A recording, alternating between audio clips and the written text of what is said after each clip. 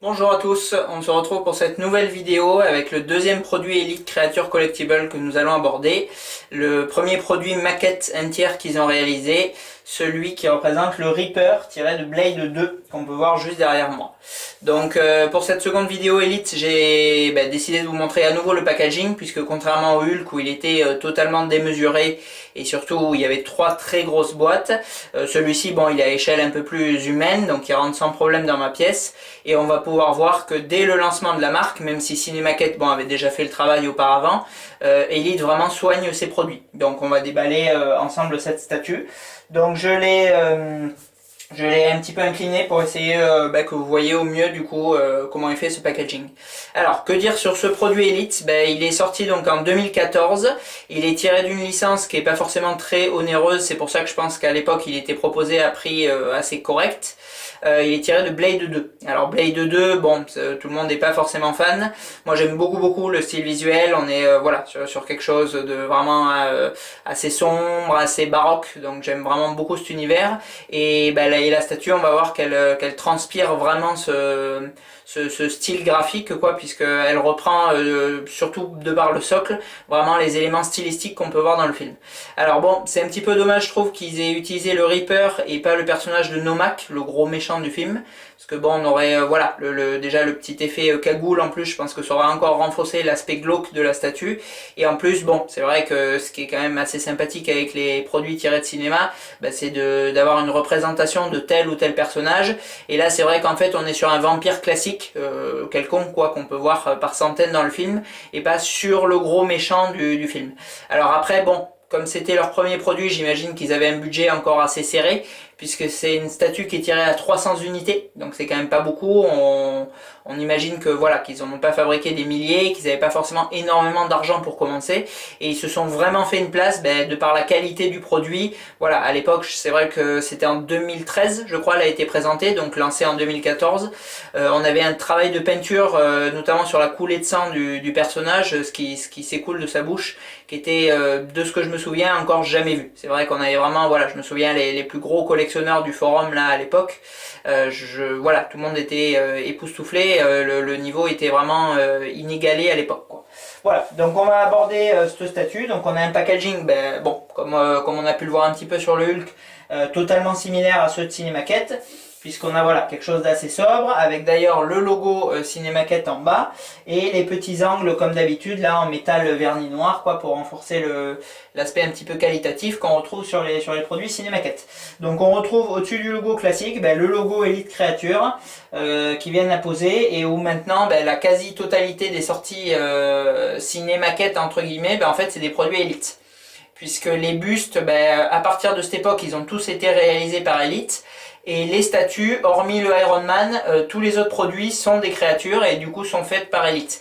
Donc on rappelle que du coup Elite c'est la branche monstre créature de Cinemaquette qui s'occupe eux que des humains, mais qui sont souvent quand même pas mal décriés. C'est vrai que voilà, on avait parlé dans les volumes précédents de la ressemblance qui était pas tip top, de l'effet un peu fantôme de par la résine translucide, voilà. Et on n'a pas du tout ce problème du coup sur les créatures, puisqu'elles sont pour la plupart du coup en résine classique avec un gros travail de peinture après pour les effets. Mais là on a vraiment quelque chose d'extrêmement fidèle aux monstres que l'on peut voir dans les films. Voilà. Donc bon, on va ouvrir du coup ce packaging. Alors comme d'habitude, bon, voilà, coffret qui pèse de son poids et qui transpire la qualité. C'est vrai que voilà, on n'est pas sur du carton à 2 balles entre guillemets quoi. Bon, même si ça doit pas coûter beaucoup plus cher, je vous l'accorde, mais bon, au moins voilà, on a vraiment l'impression de quelque chose de qualité. Alors je reviens un petit peu encore sur ce packaging, j'insiste un peu, mais c'est vrai que voilà, à l'époque, en 2014 du coup, quand je l'ai reçu, je faisais pas du tout les produits entiers. En fait j'avais une collection assez variée, il y avait des props, des vaisseaux, des petits goodies, et beaucoup de statues 1/4 et quelques 1/2. Donc c'est vrai qu'à l'époque j'avais par exemple la LSF de Darth Maul, la LSF de Wolverine, la Neytiri, un des seuls produits Sideshow qu'au jour d'aujourd'hui j'ai conservé. Et voilà, du coup j'avais une collection qui se mélangeait un peu bizarrement quoi, il y avait un peu toutes les échelles, etc. Et bon, Cinemaquette c'est pas forcément une marque à laquelle je m'intéressais beaucoup, et c'est vraiment avec ce premier produit Elite à l'époque Blade, voilà, encore une fois un film que j'aime vraiment bien pour l'aspect visuel, que je me suis intéressé en fait à cette marque et que j'ai commencé à les suivre, et petit à petit en fait à remplacer toutes mes pièces que j'avais, un quart ou un demi, par uniquement du 1/3 pour décider d'harmoniser vraiment ma collection et encore au-delà, puisque je suis parti là sur la décision depuis un petit bout de temps de réunir vraiment tous les volumes Cinémaquette pour avoir la collection complète, puisque au-delà de collectionner vraiment les produits de cinéma, une échelle en particulier, je suis vraiment devenu un très grand fan de cette marque. Voilà. Donc c'est vrai que bon, voilà, on a vu, il y a d'autres marques qui font des beaux produits, il y a des anciens produits Sideshow qui sont très beaux, les produits Prime One sont vraiment de qualité. Pour ceux qui aiment les produits un peu plus comics, on a XM qui fait aussi du très beau travail. Mais c'est vrai que voilà, à chaque nouveau beau produit, effectivement, c'est la stupéfaction, c'est l'enthousiasme. Mais pour les produits élites, me concernant, parce que c'est vraiment, voilà, c'est encore une fois, c'est un choix personnel, il y a vraiment une dimension au-delà. C'est vrai que je suis vraiment, Julien vous le dirait, là, s'il était devant la caméra, parce qu'on est souvent ensemble, voilà, quand il dévoile les produits élites, c'est vraiment, je suis à fond les ballons, quoi, contrairement aux autres marques, quoi. Bon. Voilà, donc on revient du coup sur ce Reaper. Donc comme d'habitude, certificat d'authenticité avec la limitation de 300 pièces. Alors bon, j'imagine que de là vous y voyez pas très bien. Voilà, donc j'ai le numéro du coup 98, donc 300 c'est quand même un tirage assez réduit. Malgré tout, on se rend compte que ce Reaper il se vend pas super bien, puisque pour revenir donc au prix de l'époque, alors si ma mémoire est bonne, parce que je me souviens pas excessivement bien vu que je collectionnais pas encore ces produits là à l'époque, je crois qu'il était proposé aux alentours de 1690-1790 € dans les boutiques. Donc bon, quand même un très très gros prix, mais voilà, aujourd'hui bon, ça passe un peu plus inaperçu cette fourchette vu l'échelle entière qui s'est vraiment énormément propagée dans les collections. Mais à l'époque voilà, c'était un produit vraiment élitiste quoi, comme le souligne la marque. Et c'est vrai que j'avais eu la chance de l'acheter d'occasion, un petit peu moins cher que ça, quasiment 25% de moins.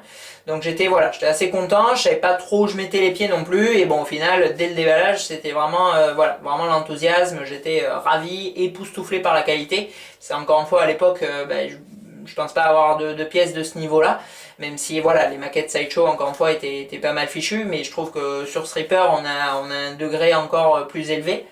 Voilà, donc 300 pièces, c'est une statue qu'on voit rarement à la vente de nos jours, elle passe de temps en temps mais pas souvent.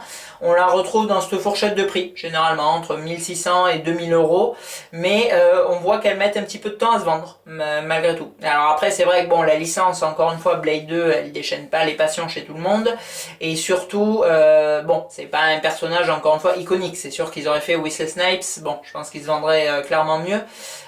Maintenant voilà, c'est vrai que ce Reaper, il se vend, mais bon, c'est une pièce, je pense que voilà, les collectionneurs, quand ils ont un peu de budget d'avance, ils n'ont pas forcément autre chose à acheter, ils vont prendre, mais ils vont pas courir après, comme ça peut être le cas du Predator, du Hulk, de pièces vraiment, même le Dark Vador, il se vend bien quoi, de pièces vraiment iconiques de Cinémaquette. Voilà.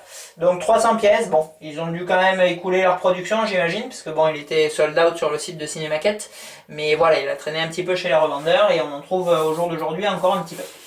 Voilà, donc on a le sculpteur donc Nakamura qui appose sa signature, et à côté Steve Wong dont on a déjà parlé dans la vidéo du Hulk, qui dirige du coup vraiment, qui est le directeur artistique de Elite, et qui voilà, à mon avis implante vraiment ses décisions pour que les projets les plus fous qu'il imagine à chaque fois soient réalisés. Donc on retrouve, alors bon, le packaging il se casse un peu la figure parce que là il est à la verticale au lieu d'être à l'horizontale. Donc on retrouve, je sais pas si vous voyez bien, je vais rapprocher un peu la caméra du coup. Tac, sur le bas. Donc on retrouve comme d'habitude le chargeur, bon en 110 avec l'adaptateur nécessaire, le petit fascicule qu'on va regarder ensemble, et au-dessus donc le socle. Voilà, donc je vais vous déballer ces pièces un petit peu plus précisément. Donc bon, le chargeur, bon, on s'en fiche un petit peu bien évidemment. Alors le fascicule, bon, il est assez sympathique quand même parce qu'on voit les différentes étapes de réalisation comme d'habitude. Donc on voit le dessin original qui est là et qui est bon complètement fidèle au final à ce qu'ils ont fait quoi.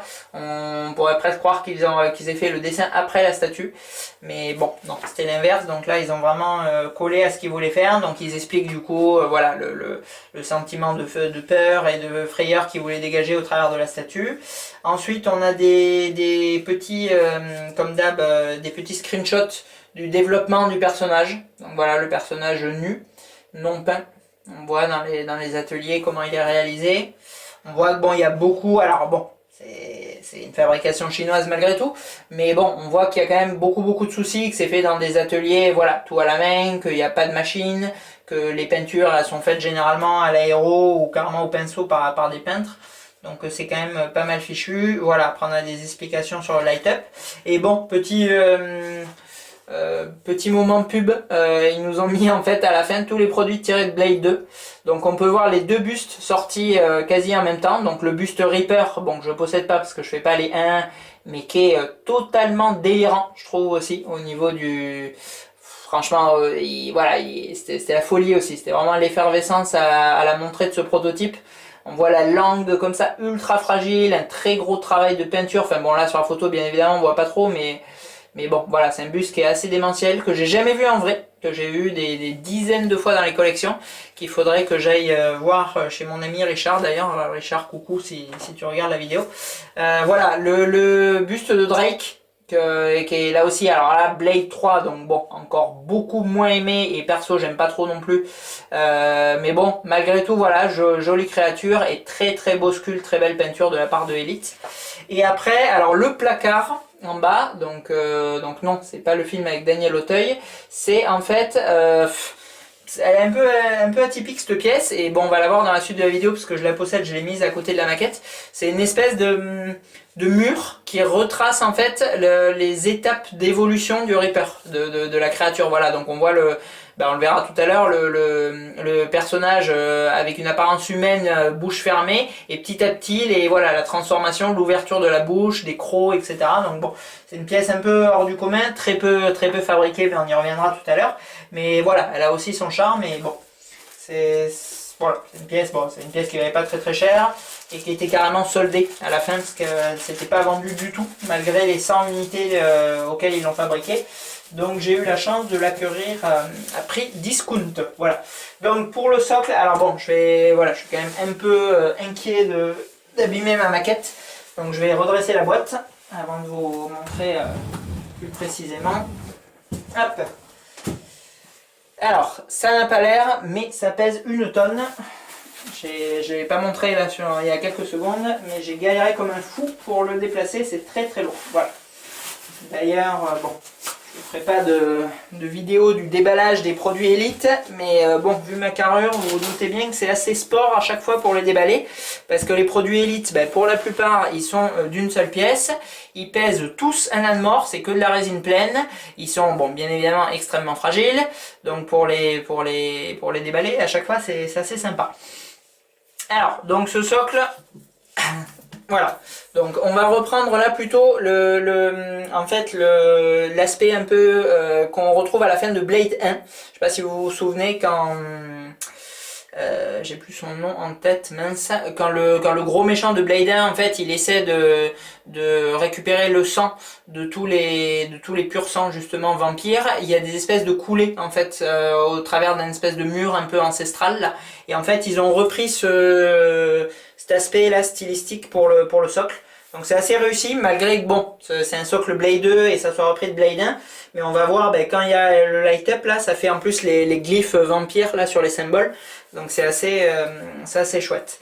Donc après bon, on a comme d'habitude, alors là c'est pas une plaque décrochée, c'est directement sur le socle l'appellation du film dont il est tiré. Et surtout, alors là bon, vraiment le gros point fort du socle. J'essaie de me rapprocher sans trop le coller. On a du coup la tête d'un vampire classique, puisque bon les Reapers c'est une évolution du coup des vampires. Voilà, tranché sur ce socle, et franchement voilà, c'est super morbide, mais il y a un très beau travail vraiment sur cette tête quoi. Elle est très bien faite. Je zoomerai tout à l'heure, là je vous le montre un peu comme je peux quoi. Mais voilà, c'est vraiment, on retrouve du coup à l'arrière du socle aussi des petites traces de sang là, des coulures, enfin bon, C'est vraiment très très chouette, quoi. Voilà, donc là on a ce socle. Et ensuite, bon, on va retrouver du coup la statue. Alors bon, comme d'habitude, on a un premier packaging qui s'enlève. Hop.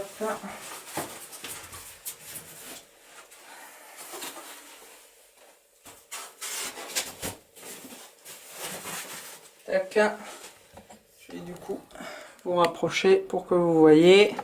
Voilà, donc avec notre pièce en un seul bloc, contrairement aux sideshow là qui sont en 48 000 morceaux où ça s'emboîte mal, etc. Là c'est tout bloqué, c'est tout moulé d'un bloc.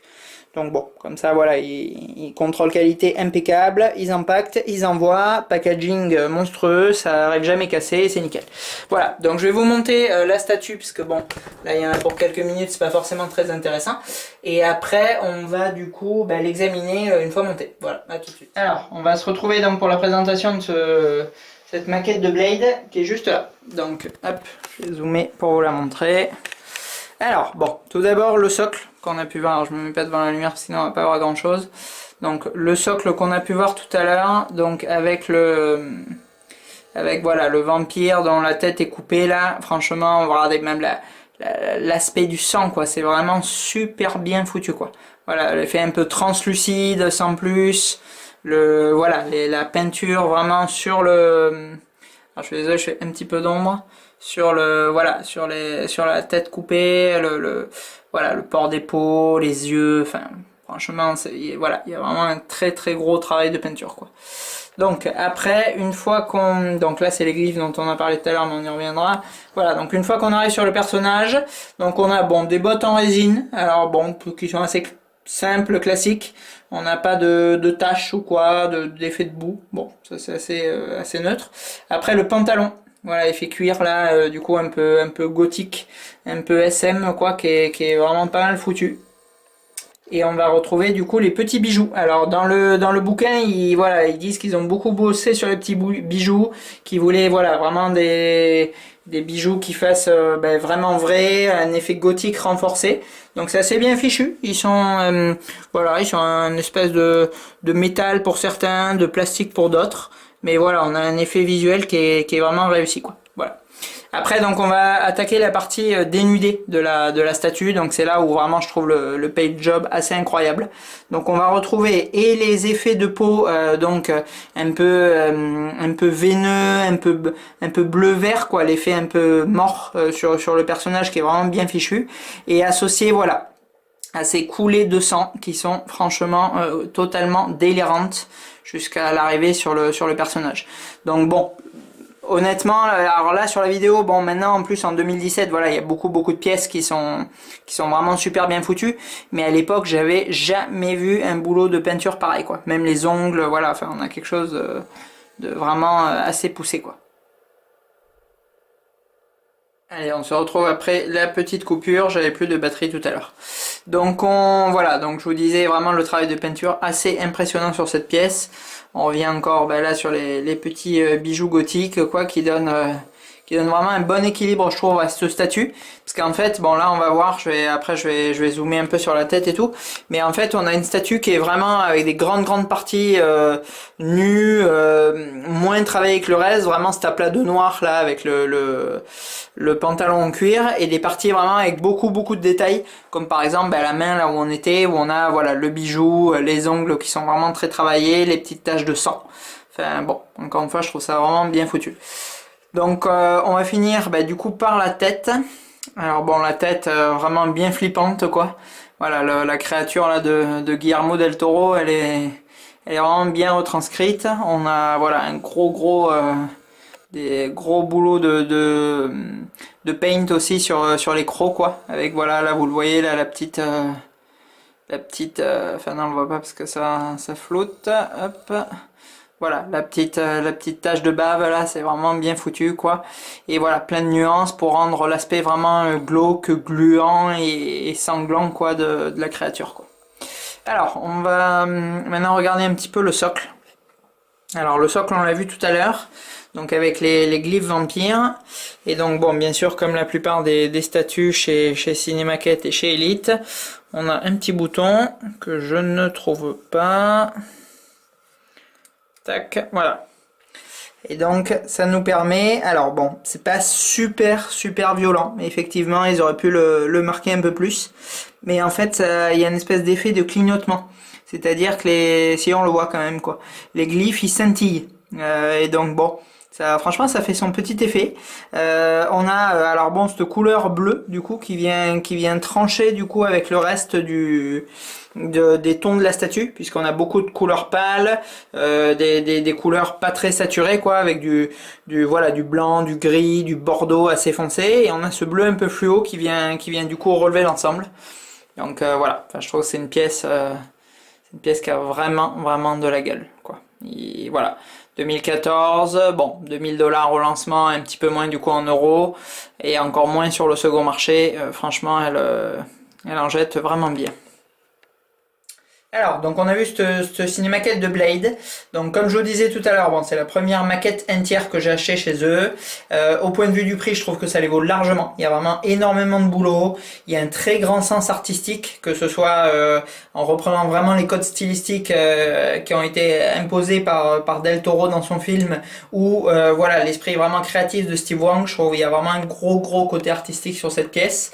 Elle est quand même assez limitée. 300 pièces, c'est très correct, donc on la voit très rarement dans les collections.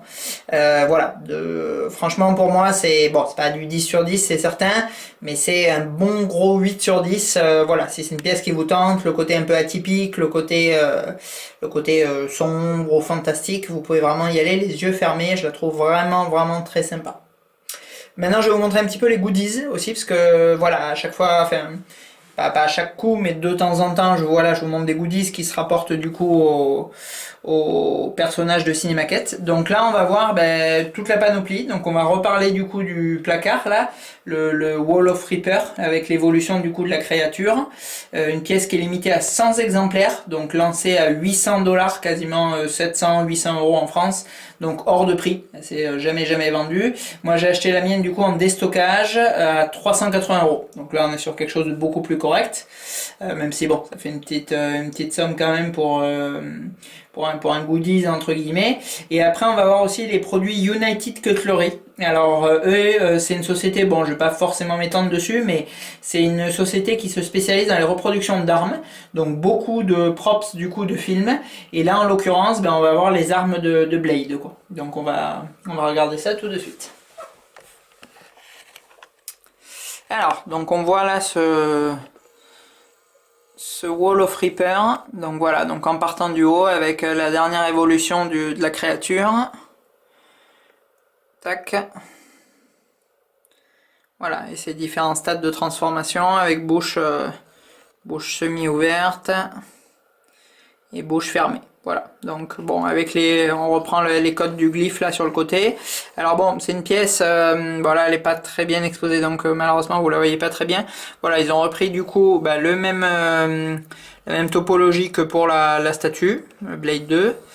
Et voilà, une espèce donc on peut l'accrocher au mur ou bien la poser. Donc c'est ce choix que j'ai décidé de faire. Ouais, alors le Reaper, elle a une main qui est un peu gênante, elle vient se mettre tout le temps devant.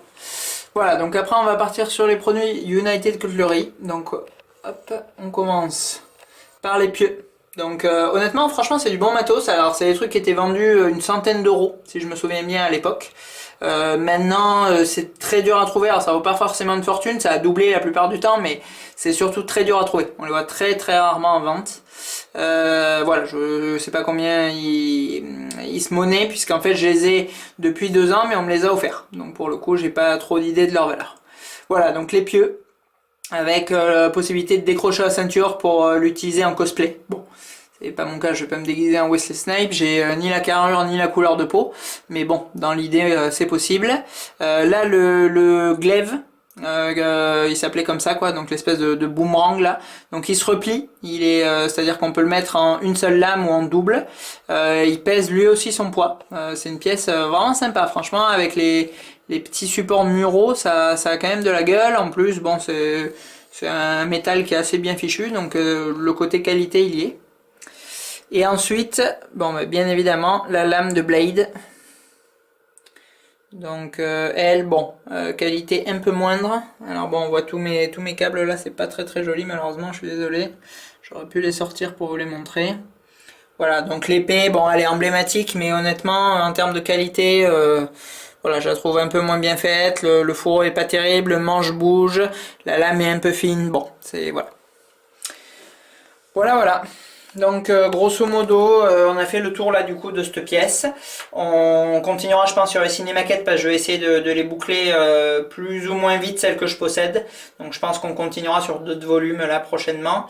Et voilà, je vais vous faire un petit zoom là pour nous quitter de l'ensemble du package Blade. A très bientôt, merci.